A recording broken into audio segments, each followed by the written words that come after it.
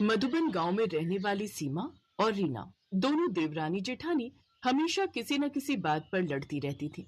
कभी घर के कामों को लेकर, कभी बच्चों की देखभाल को लेकर, तो कभी खेतों के हिस्सों को लेकर। मानसून का मौसम चल रहा था। रोजाना कभी न कभी बारिश हो ही रही थी, जिस वजह से सीमा और रीना दोनों को बहुत परेशानी हो रही थी।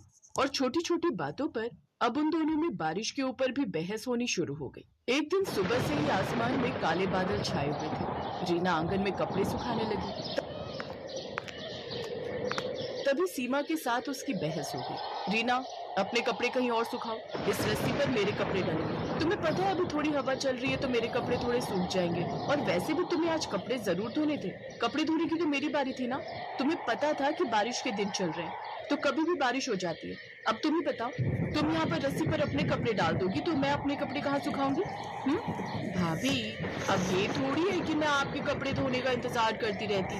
आप सुबह से तो कपड़े धो नहीं रही थी, अब मैंने धो लिए तो आपको कपड़े रस्सी पर डालने। ये बहुत गलत बात है भाभी। आप हमेशा अपनी चलाती हो। आप बड़ी हो तो इसका मतलब ये नहीं है कि मैं छोटी हूँ तो आप मुझ पर दबाव बनाती रहो। मैंने कपड़े डाल दिए हैं, अब थोड़े सूख जाएंगे, तब आप डालना अपने कपड़े, या फिर कल धोना। बारिश का क्या भरोसा, अभी आंगन में बारिश आ गई तो मुझे भी तो अपने कपड़े अंदर डालने पड़ेंगे ना। मैं तो उठाकर फेंक दूंगी, मुझे कुछ नहीं पता। रस्सी पर तो मेरे ही कपड़े डलेंगे। अच्छा, इतनी हिम्मत कि आप मेरे कपड़े उठाकर फेंकोगी? मैं भी यही आंगन में खड़ी हूँ। सीमा की धुली हुई साड़ियां लाकर उसने आंगन में फेंक दी।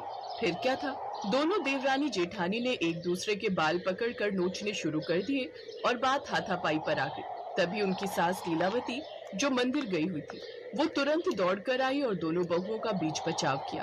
अरे पागल हो क्या, तुम दोनों एक दूसरे को मार ही डालोगी क्या? अब तुम दोनों बाल बच्चों वाली हो गई हो। इस तरह से कौन लड़ता है? मैं कुछ देर के लिए घर से बाहर क्या गई, तुम दोनों तो लड़ने पर आ गई।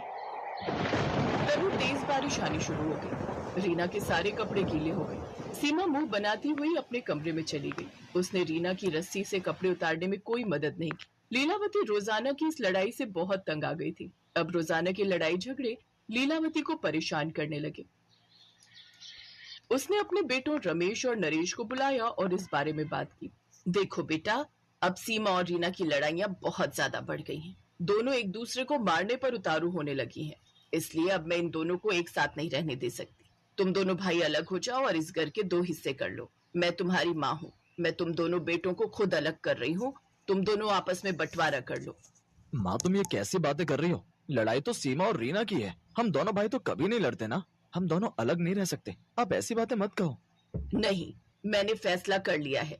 अब इन दोनों देवरानी जेठानी में बंटवारा होकर रहेगा। मैं इन दोनों की लड़ाई से बहुत तंग आ गई हूँ और उनकी लड़ाई का असर बच्चों पर भी पड़ेगा। इसलिए अब इस घर के 2 हिस्से कर लो। लीलावती ने अपने दोनों बेटों की बात को नहीं माना और सीमा और रीना दोनों की तकरार घर के हिस्सों तक पहुंची गई। रीना और सीमा दोनों के घर के हिस्सों का बंटवारा हो गया। आंगन में दीवार खड़ी हो गई। अब सीमा और उसका परिवार घर के एक हिस्से में रहने लगे और रीना और उसका परिवार दूसरे हिस्से में। लगातार बारिशें बढ़ती जा रही। रोजाना सड़कों पर पानी भरने लगा। इस वजह से सबके काम पर भी बहुत बुरा असर हुआ। सुनो जी, घर में राशन खत्म हो रहा है, कुछ पैसे दे देते तो घर में राशन भर लेते। सीमा, तुम तो जानती हो खेतों में पानी भर गया है, फसलें खराब हो गई हैं। इस वजह से इस हफ्ते बिल्कुल भी कमाई नहीं हुई और पता नहीं आगे आने वाले दिनों में क्या ही होगा। अभी जो थोड़े बहुत पैसे हैं उनमें से मैं तुम्हें राशन ला दूंगा। आगे का क्या होगा ये तो वक्त ही बताएगा। अच्छा, तो फिर मैंने तो सुबह नरेश को देखा था। वो 2 बोरी गेहूं, चावल और दालें कहाँ से लेकर आया है? उसे पैसे कहाँ से मिले? तभी रीना अपनी तरफ से जोर जोर से बोलने लगती है। सुनो जी, राशन मेरे मायके से आया है, उसे संभाल कर सभी अनाज के संदूकों में भर दो। पता नहीं ये बारिश कब तक रहेगी, हमें तो इसी से गुजारा करना है। सुन लिया तुमने सीमा? मैं और नरेश दोनों सगे भाई हैं। अगर मेरे पास पैसे नहीं है तो नरेश के पास भी नहीं है। ये सारा राशन रीना के मायके वालों ने भिजवाया है। सीमा चुप हो जाती है। रीना बारिशों में अपने परिवार के लिए खूब पकवान बनाती। सीमा को ये सब अच्छा नहीं लगता था क्योंकि उसके घर में अनाज नहीं था। रीना ने पकौड़े बनाए और अपने बच्चों के साथ साथ थोड़े से पकौड़े अपनी सास लीलावती को दे दिए। पर उसने पड़ोस में रहने वाली अपनी जेठानी सीमा के घर पकौड़े नहीं दिए। उसी शाम सीमा के मामा, जो कि शहर में रहते थे, वो अपनी बेटी की शादी का कार्ड देने आए तो सीमा और बच्चों के लिए मिठाई और कुछ फल साथ लाए। उनके जाने के बाद सीमा ने रमेश और बच्चों को मिठाई देने के बाद अपनी सास लीलावती को थोड़ी मिठाई और फल दिए।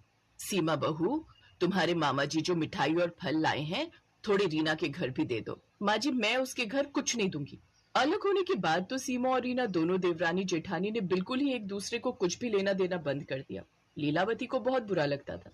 एक रात जब रमेश और नरेश अपने अपने परिवार के साथ घर के अंदर सो रहे थे और लीलावती आंगन की छत के नीचे सो रही थी, सुबह 5 बजे जब लीलावती की आंख खुली तो वो घबराकर चिल्ला पड़ी, अरे रमेश बेटा, नरेश बेटा, देखो तो हमारा पूरा घर पानी में डूब गया है, जल्दी उठो। परिवार के सब लोग लीलावती की आवाज सुनकर उठ जाते हैं। अरे पूरे घर में तो पानी भर गया है, लगता है रात को बाढ़ आई है। अरे भैया, बच्चों को और भाभी को लेकर छत पर चलो, मैं भी ऊपर ही आ रहा हूँ। माँ, छत पर जाना पड़ेगा, जल्दी जल्दी छत पर चलो। हाँ, ये ठीक रहेगा। चलो सीमा, छत पर चलते हैं। चलो बच्चों, जल्दी जल्दी चलो, मेरा हाथ पकड़ लो।